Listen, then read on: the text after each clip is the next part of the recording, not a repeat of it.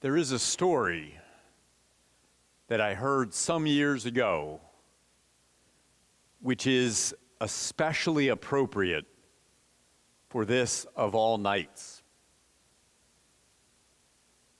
It's a story that took place many, many years ago in a small town in Germany.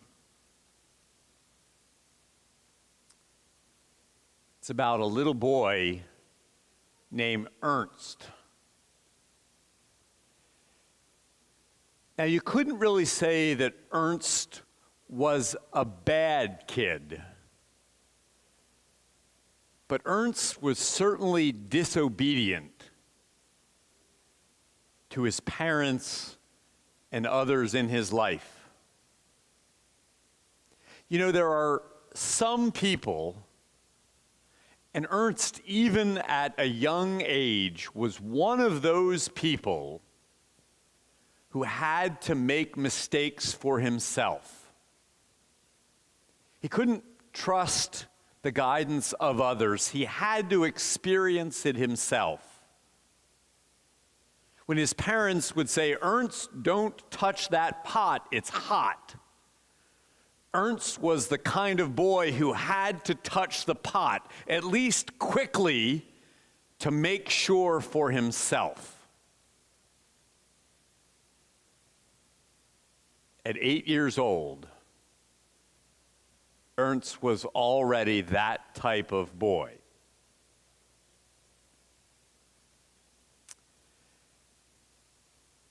That year at Christmas, Ernst had a Christmas gift he so wanted. Back in those days, they didn't give a lot of gifts, just 2 or 3, and some of them were clothes or socks or necessary items. But usually one gift that a child wanted. And Ernst that year so wanted a pair of ice skates.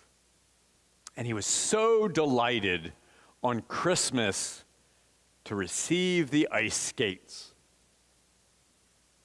And like any child, years ago or even today, when you get a new toy, something special on Christmas, you want to try them out.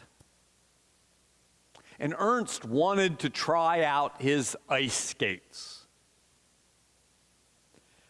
But Ernst's parents explained that it was not yet far enough into winter to try out the ice skates. And he held off a few days, but the anticipation continued to grow in him. He had to try them out, and given his nature, he had to try it himself. And so when his parents weren't nearby, he took his ice skates to the lake on the edge of town.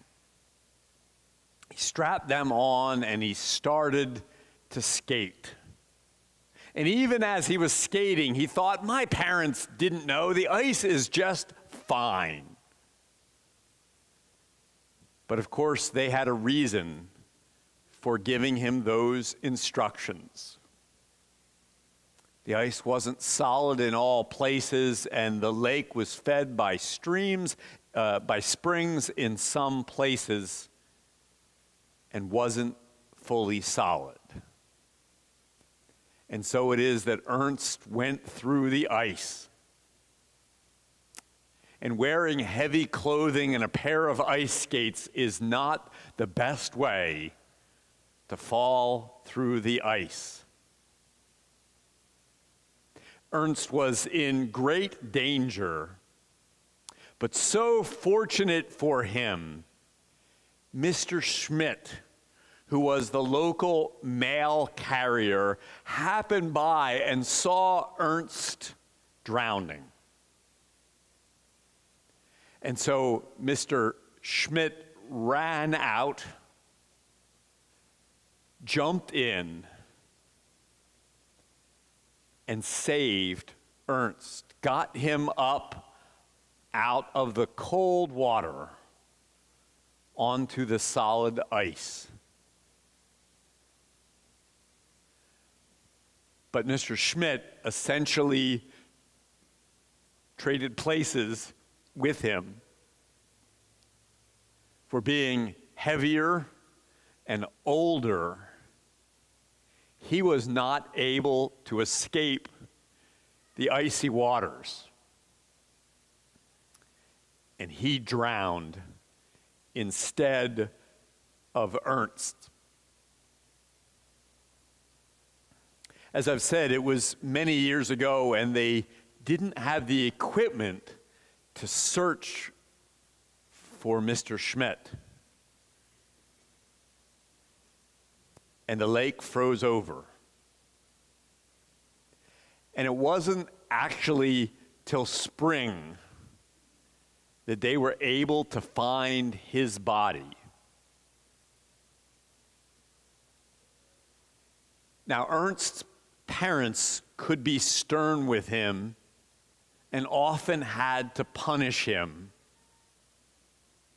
But in this case, they knew just by looking at Ernst that they didn't need to do or say anything to the boy. He knew what his actions had done, how Mr. Schmidt had saved him. And so finally came the day for Mr. Schmidt's funeral. And Ernst's father took him to the church.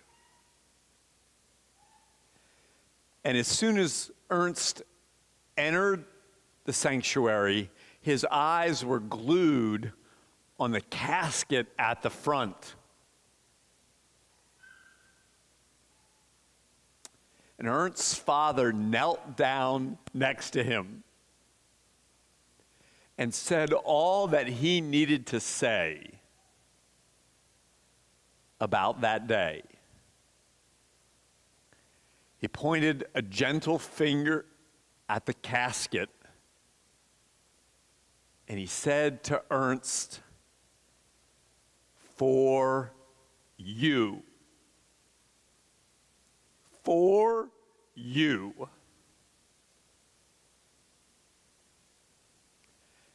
And these are the words of Good Friday. As we gather and we remember Jesus' sacrifice on the cross, as we remember his suffering for us, as we remember God's ultimate expression of love, it is for you.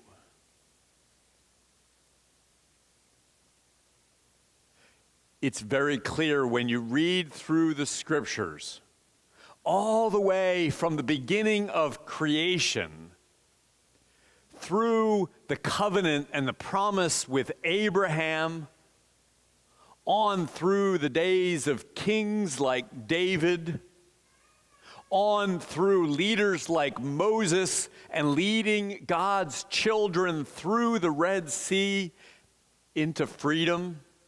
Again and again, it's so clear that God was trying to express to us his great love. And again, we did not understand. So finally, at the cross, God said, "This will show my people how much I love them." For you, Jesus says from the cross, that God would express his ultimate forgiveness in this way, that we, like Ernst, are often disobedient, and that God would gather up all the sin and disobedience of humanity all the way up to the time of Jesus. And God would gather up all the sin and disobedience that took Jesus to the cross, and that God would gather up all the sin and disobedience from then till tonight to show us God's forgiveness. That Jesus forgives for you. That on the cross we see the ultimate symbol of sacrificial love. That we see what love truly is on the cross. And try in our own dimmest way to live our lives in the same way. It is for you that Jesus went to the cross. This evening, we give you the opportunity to come to the cross and remember that his death is for you. In a moment, we will lay the cross down, and we have some nails and hammers here. And you may come and hammer a nail into the cross.